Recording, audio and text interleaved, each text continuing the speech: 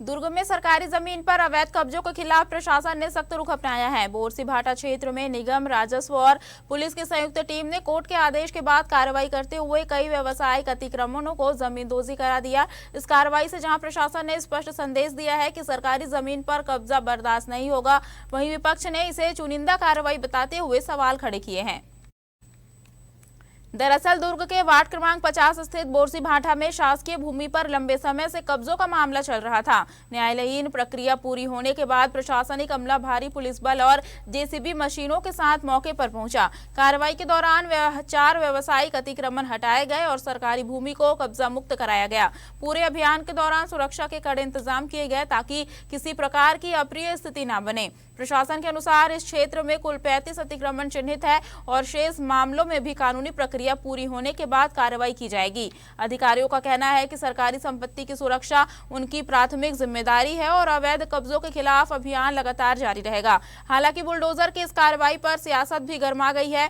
कांग्रेस नेता और पूर्व विधायक अरुण वोरा ने प्रशासन की कार्यप्रणाली पर सवाल उठाते हुए इसे भेदभावपूर्ण कार्रवाई बताया। उनका कहना है कि अगर अतिक्रमण हटाना है तो नियम सभी पर समान रूप से लागू होने चाहिए। उन्होंने आरोप लगाया कि सरकार और निगम प्रशासन चुनिंदा लोगों को निशाना बना रहे हैं।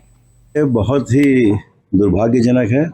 भारतीय जनता पार्टी सुशासन के नाम पर लोगों से वोट तो हथिया ली, लेकिन इन 2.5 वर्षों में कहीं भी सुशासन नहीं दिखा है, बल्कि कुशासन ज़्यादा नज़र आ रहा है।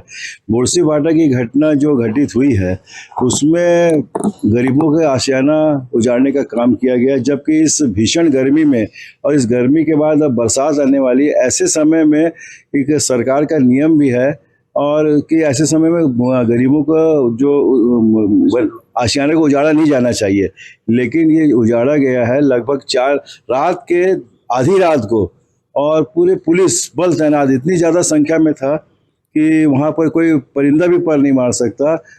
सुबह 5:30 बजे मेरे पास फ़ोन आया कि भैया आप आ जाइए, तो मैं जाने के लिए निकला।